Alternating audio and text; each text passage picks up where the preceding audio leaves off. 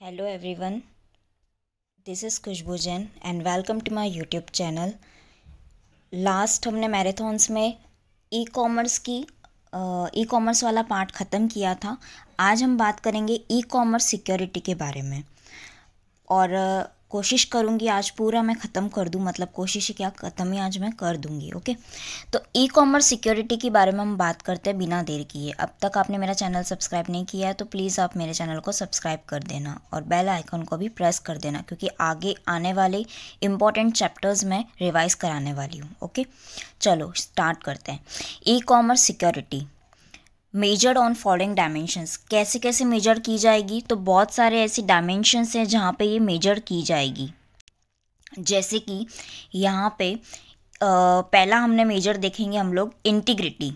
Integrity में यहाँ पे क्या होगा?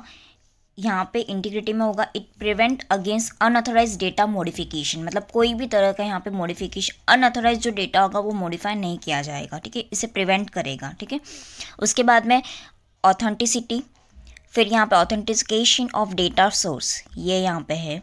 उसके बाद में confidentiality, protection against unauthorise data disclosures, क्योंकि ये कॉन्फिडेंशियल रखता है। ई कॉमर्स की सिक्योरिटी में क्या होना चाहिए? कॉन्फिडेंशियल रखो। अब अमेजोन पे क्या हो रहा है हम थोड़ी पता लगा सकते हैं, ये क्या है, ये कॉन्फिडेंशियलिटी उन्होंने मेंटेन करके रखनी है अपनी वेबसाइट की।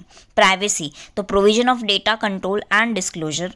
Availability, prevention against data delete और रिमूवल, और non replication, prevention against any party from reasoning on agreement after the fact. यहाँ पे मैंने एक सिंपल सा इसका एक निमोनिक बनाया है जिसका नाम है पानी कॉन्फिडेंशियलिटी। पानी के लिए पी आएगा प्राइवेसी, ए होगा अवेलेबिलिटी, ए वापस है ऑथेंटिसिटी तो हो गया पा, और नी के लिए मैंने बनाया non replication and I is for integrity, and confidentiality तो जैसा है वैसा ही है। तो इसका कोड क्या बन गया? पानी कॉन्फिडेंशियलिटी। ओके, नाउ नेक्स्ट देखते हैं हम लोग ई कॉमर्स थ्रेड्स। क्या बोला है ई कॉमर्स का? यहाँ पे उन्होंने साफ साफ बोला है कि ई कॉमर्स के कुछ यहाँ पे हमारे डर होते हैं। जैसे threads means what? Anyone with the capabilities, technology, opportunity and intent to do harm. ठीक है, पोटेंशियल थ्रेट्स क्या होती है? It can be foreign, domestic, internal और एक्सटर्नल, सिंगल, रॉग एलिमेंट और स्टेट स्पॉन्सर्ड। तो इस तरह की यहाँ पे थ्रेट्स होती है। उसके बाद में यहाँ पे कुछ अदर थ्रेड्स भी होते हैं। एग्जाम में ये भी क्वेश्चन पूछ सकते हैं कि ई कॉमर्स थ्रेड्स, तो आपको ये दोनों तो लिख के आनी है और दूसरी भी आपको लिख के आनी है। दूसरी कैसी थ्रेड्स होगी? तो उसके लिए मैंने कोड बनाया है CSCI। ओके, देखो CSCI ऐसा याद करो आपके CS को देखो आई। ओके, तो CSCI। तो इंटेलेक्चुअल प्रॉपर्टी थ्रेट्स, इसमें क्या होता है? इसमें आपका जो एग्जिस्टिंग मटेरियल होता है वो आपको इंटरनेट पे अगर मिल जाता है बिना ओनर की परमिशन पे, तो यहाँ पे क्या होता है? यहाँ पे वो एक डर रहता है कि वो भाई अपनी इंटेलेक्चुअल प्रॉपर्टी को चुरा ना ले। ठीक है, कोई भी तरह की फाइल को, चाहे वो म्यूज़िक हो, फिर डोमेन नेम हो, या एक्सेट्रा पायरेटिंग सॉफ्टवेयर्स हो, तो ये सब। फिर सेकंड है क्लाइंट कंप्यूटर थ्रेट्स। इसमें क्या होता है? ये स्पाइंग कंप्यूटर सॉफ्टवेयर जैसे लाइक ट्रोजन हॉर्स वगैरह ये होते हैं। तो ये क्या करते हैं? ये वायरसेस डाल देते हैं कंप्यूटर में दूसरों के, तो ये इसका डर यहाँ पे होता है। Client computer threats. Communication channel threats में क्या होता है? इसमें यहाँ पे क्या, बैकडोर से आके वो, मतलब बैकडोर से घुसते हैं और फिर अपने सब कबाड़ा करके चले जाते हैं। ठीक है, इसे बोलेंगे कम्युनिकेशन चैनल। मतलब यहाँ पे क्या होता है? सामने से दिखेगा ये खुल नहीं सकता, लेकिन जो हैकर होगा वो पीछे के डोर से, मतलब यहाँ पे हर एक सॉफ्टवेयर के लिए बैकडोर बनाया जाता है। ठीक है, तो यहाँ पे बैकडोर से वो क्या करेगा? घुस के सारा सॉफ्टवेयर को कबाड़ा करके फिर वो चला जाएगा। तो इसे बोलेंगे communication channel threads. Fourth is about server threads. इसमें क्या होता है? इसमें यहाँ पे आपकी जो यहाँ पे जैसे इसमें प्रिविलेज सेटिंग्स आ जाएगा, फिर सर्वर साइड इंक्लूड आ जाएगा। उसके बाद में कॉमन गेटवे इंटरफ्रेंस वगैरह, फाइल ट्रांसफ़र, स्पैमिंग, ये सब की डर इसमें होते हैं। इसे बोलेंगे सर्वर थ्रेड्स। ओके, अब इसके काउंटर मेजर्स क्या है, ये बहुत ज़्यादा इंपॉर्टेंट है, स्टार स्टार स्टार मार्क करना, एग्जाम में बहुत बार पूछा है, ठीक है। अब इसको याद करने के लिए देखो, आपने जो 4 डर याद किए थे, क्या किए थे अपन ने, CSCI, ये अपन ने याद किया था। अब सेम टू सेम आपको ये चारों पॉइंट लिख के आना है। अब इसके अंदर क्या लिखना है मैं आपको बता रही हूँ। जैसे एग्जाम्पल पहला आया, एग्जाम्पल क्या, पहले कंटेंट में यहाँ पे लिखा है इंटेलेक्चुअल प्रॉपर्टी प्रोटेक्शन। अभी ये कैसे होगा, इसको मेजर कैसे किया जाएगा, तो यहाँ पे थ्रू लेजिस्लेचर एंड ऑथेंटिकेशन, ठीक है। उसके बाद में दूसरा पॉइंट है यहाँ पे क्लाइंट कंप्यूटर प्रोटेक्शन। तो कैसे करोगे, तो प्राइवेसी कुकी ब्लॉकर्स डाल दोगे, डिजिटल सर्टिफिकेट डाल दोगे, ब्राउजर प्रोटेक्शन कर दोगे, एंटीवायरस सॉफ्टवेयर लगा दोगे, और कंप्यूटर फॉरेंसिक एक्सपर्ट से भी आप हेल्प ले लोगे ताकि हमारा कोई भी तरह का यहाँ पे हैकिंग ना हो पाए, ठीक है।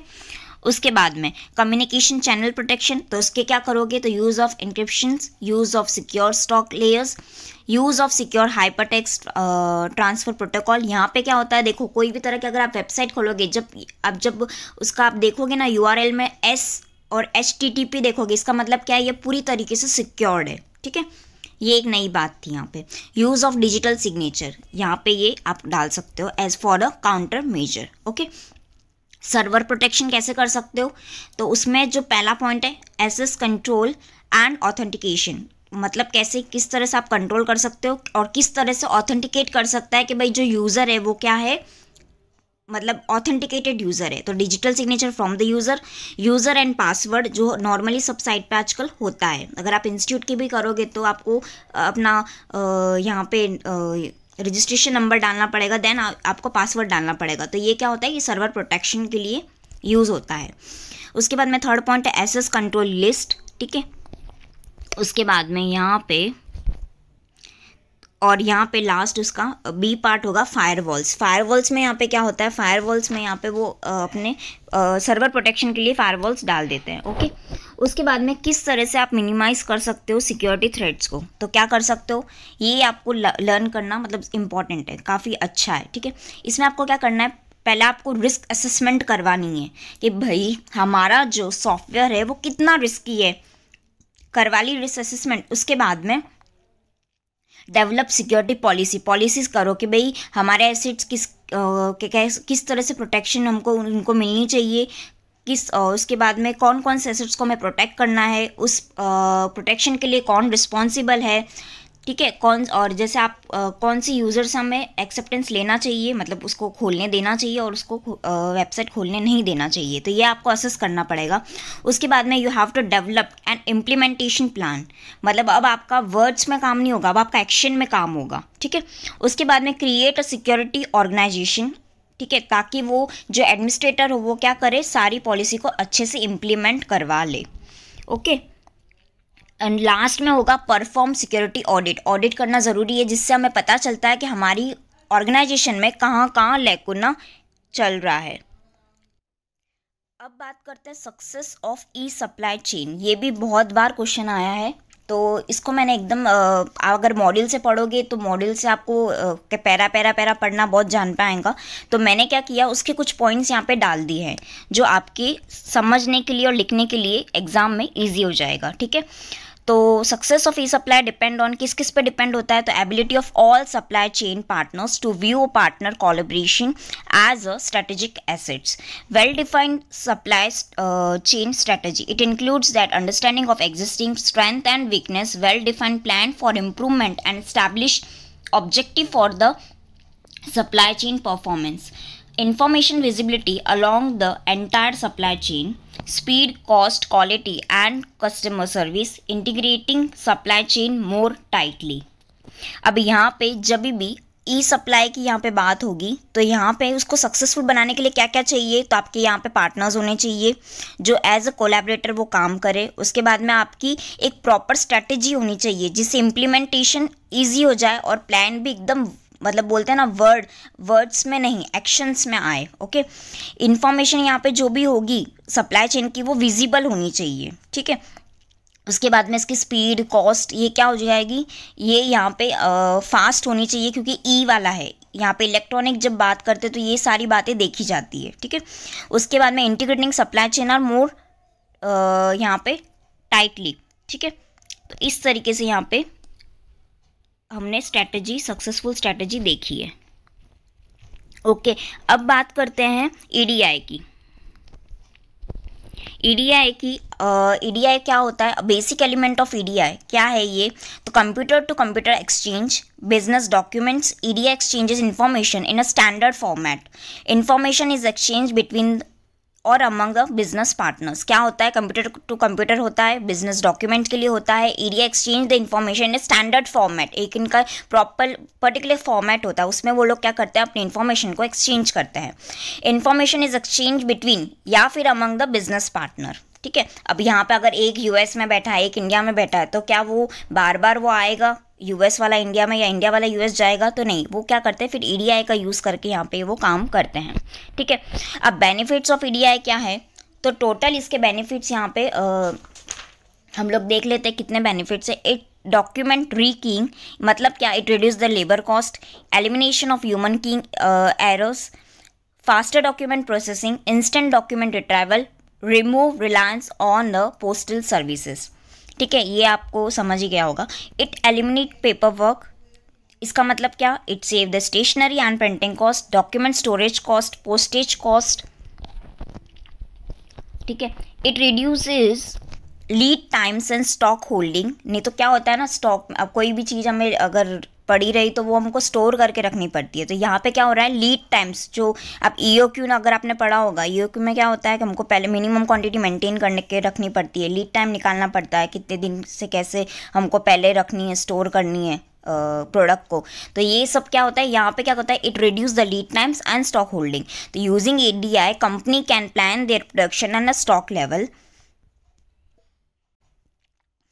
Companies receive advance shipping notes which aware them about the storage of goods, so alternate source can be supplied.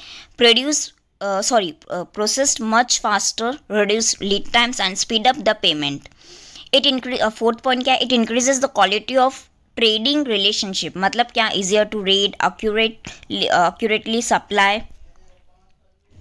Batches of e-document were given sequence wise. Batches of e-document were given sequence-wise numbers, so missing document can be easily identified, ठीक है। Fifth point, it gives competitive edge, okay. अब यहाँ तक हमने complete किया है benefits of EDI. अब बात करते हैं electronic fund transfer. Electronic fund transfer क्या होता है? It is a oldest electronic payment, cashless and chequeless culture, जो हम आजकल नॉर्मली कर रहे हैं। Used for transferring money from one bank account to another bank account. It is safe to use, reliable and convenient way to conduct the business. What are the advantage of EDI? तो let's see. Simplified accounting, improved efficiency, reduce administrative cost and improved security. Electronic payment portal और अ payment portal, ठीक है। Electronic commerce application services protect, क्या protect करती है? तो it protects the credit card details between the customer and merchant, या फिर plus merchant and a payment processor. जैसे इंस्टीट्यूट में अगर हम पेमेंट करेंगे तो जो वेबसाइट होती है वो क्या करती है? वो जैसे हम लोग बोलेंगे कि हमको क्रेडिट कार्ड से पेमेंट करना है या फिर कोई भी डेबिट कार्ड से करना है, तो एक वो हमारा पेमेंट गेटवे खुल जाता है और फिर वो क्या करता है, हमको हमारी क्रेडिट कार्ड की, डेबिट कार्ड की डिटेल्स डालनी पड़ती है, सीवीवी नंबर डालने पड़ते हैं। मतलब क्या, हमारी डिटेल्स उस साइट पे जा रही है, लेकिन इंस्टीट्यूट को पता नहीं है कि हमारी डिटेल्स ये उस साइट ने ली है, ठीक है। तो यहाँ authorise the payment for e business, online retailers, bricks and clicks, इस तरह से ये लोग काम करते हैं for the electronic payment portal, ठीक है। अब बेनिफिट्स क्या है? तो बेनिफिट्स वेरी सिंपल है। जो ईमेल वाले बेनिफिट्स है वो यहाँ पे आप चिपका सकते हो। कैसे? Speed, convenience, efficiency, reduce cost, increase customer base. सबको आजकल किसी को भीड़ में खड़ा नहीं होना है, सबको अपनी घर पे बैठ के काम करना है, ठीक है। तो इसके लिए इसका डेटा जो बेस है वो भी काफ़ी बढ़ गया है। अब नॉर्मली सब क्या करते हैं? पेटीएम, फ़ोनपे, ये सभी यूज़ करते हैं, ओके, या फिर ई बैंकिंग, नेट बैंकिंग, ये सब, ओके। अब बात करते हैं मोबाइल कॉमर्स की, जो सबसे ज़्यादा पॉपुलर है यंगस्टर्स के बीच में, ठीक है। अब ये क्या होता है? Growing practice of conducting financial and promotional activities with the use of wireless device, ठीक है, conducted from the mobile phones, personal digital assistant and other hand held devices. इसे बोलेंगे एम कॉमर्स। अब what are the key components of M commerce, तो यहाँ पे उसका है मोबाइल स्टोर फ्रंट मॉड्यूल्स, मतलब all commodities and services are categorised and complied in the catalog for the customer to easily browse item on a sale with their details। Mobile पे ही आपको सब पता, जैसे एग्जांपल मिंत्रा पे अपन ने खोला तो मिंत्रा से हमें पता चल जाएगा कि यहाँ पे वो कैसे है, क्या है। हम लोग क्या कर सकते हैं, हमारे कलर वाइज हम लोग कपड़े ले सकते हैं, या फिर साइज वाइज जो भी है हम लोग क्या कर सकते हैं, विद डिटेल उसमें सारी चीज़ें आ जाएगी। ठीक है, मोबाइल टिकटिंग मॉड्यूल यहाँ पे ये भी होता है, तो ये it closely link to the promotional side of the commercial business, enables vendors to attract the customer by distributing vouchers, coupons, ticket. Paytm में होता है ना, आपको बहुत सारे वाउचर्स कूपन्स दिए जाते हैं आपको लुभाने के लिए। Okay, mobile advertising and marketing module manage its marketing campaign reported to the very effective when target at a younger representative होता है। Mobile customer support and information module, ठीक है, इसमें क्या होता है, point of reference about the retailer, its offer and deals, news about the company, current discount, shop location, etc. either pushed to users m-commerce app or found in m-commerce application। कैसे करते हैं, अब जैसे एग्जांपल आप Facebook चला रहे हो तो आपने जो कभी पहले सर्च किया होगा तो वो जो सजेस्टेड एडवर्टाइज होता है वो आपके फेसबुक पे आपको दिखते हैं। तो या तो वो क्या करेंगे, एम कॉमर्स ऐप के जो यूज़र होंगे उनको पुश करके वो एडवर्टाइज देते हैं। ठीक है, या फिर आपको सीधे सीधे ऐप पे एडवर्टाइज मिल जाएंगे। जैसे आप मिंत्रा का खोलोगे तो ये 30% ऑफ, तो आपको सीधा दिख गया वहाँ पे। ओके, तो इस तरीके से। अब बात करते हैं मोबाइल बैंकिंग की, बहुत यहाँ पे ये कॉमन है। Link to selling process via M commerce app, lots of option for payment which are direct mobile banking, payment via SMS, credit card payment through mobile interface and the payment at a physical POS terminals with the NFC technology. Malls में जाते हैं तो वो machines रहती है ना, swipe machines, वो वाला भी, या फिर मोबाइल इंटरफेस, दोनों तरीके से आप लोग कर सकते हो। ठीक है, कैरेक्टरिस्टिक्स ऑफ मोबाइल कॉमर्स, तो fast processing, reduce business cost, little need for maintenance. ठीक है, अब यहाँ पे which technology need to supporting, मतलब सॉरी व्हाट आर द मतलब कौन सी टेक्नोलॉजीज है जो हमें एम कॉमर्स के लिए लगेगी। ठीक है, तो यहाँ पे हमको नेटवर्क टेक्नोलॉजी लगेगी, मोबाइल फ़ोन लगेगा, पेमेंट मैकेनिज्म लगेगा, क्योंकि नेटवर्क टेक्नोलॉजी मतलब वाईफाई ब्लूटूथ, मोबाइल फ़ोन में आपको स्मार्टफोन या PDA मतलब personal digital assistant, and payment mechanism के लिए आपको payment over the mobile network आपको करने के लिए ये लगेगा। ठीक है, अब what is the future of M commerce, तो trend in its own growth, and in 2012 the sum of e-commerce sites saw remarkable growth, और अब तो वो बहुत ज़्यादा चलने वाला है। अभी तो ये जस्ट 2012 की बात ही, अब तो 21 आ गया है। ठीक है, तो ये कहाँ के कहाँ पहुँच गया है हम बोल नहीं सकते। One thing is very common, there is a recognise universally for their brand enhancement and increase in the sales and keep with the competitors. Future of m-commerce is a bright, and it looks like it's getting brighter and brighter. Another trend is customer desire more information on mobile website, and it is more appealable to the customers.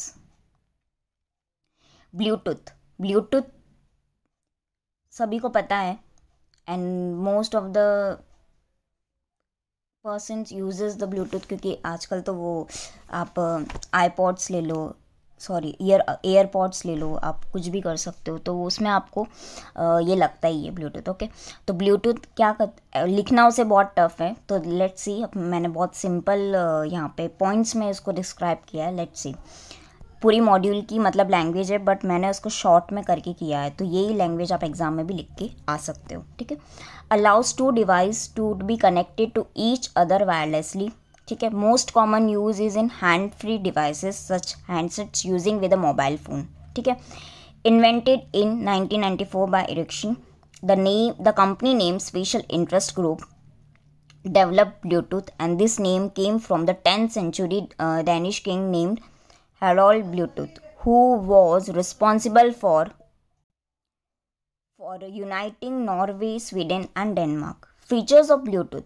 Bluetooth technology uses radio waves to send information between two devices that are close to each other. ये एक feature है। Travel up to 30 feets. अब use of Bluetooth क्या है, तो यहाँ पे बहुत सिंपल है, जस्ट मैं रीड कर रही हूँ। Mobile phones, handset, headphones, MP3 players, computer boom boxes, laptops, computer mics, GPS unit, car stereos वगैरह वगैरह। ओके, अब बेनिफिट्स क्या है, तो enables to devices to be connected together wirelessly. Exam में ये वाला लिख के आना है, enables to devices to be connected together wirelessly. Okay, यहाँ पे कोई वायर कनेक्ट नहीं करना पड़ता, ये वायरलेस काम करता है। Eliminating the clutter and confusion typically associated with the wires, allow users to make the hands-free calling. Also need to connect computer mouse to home computers, headphones to MP3 players, digital cameras to the printers.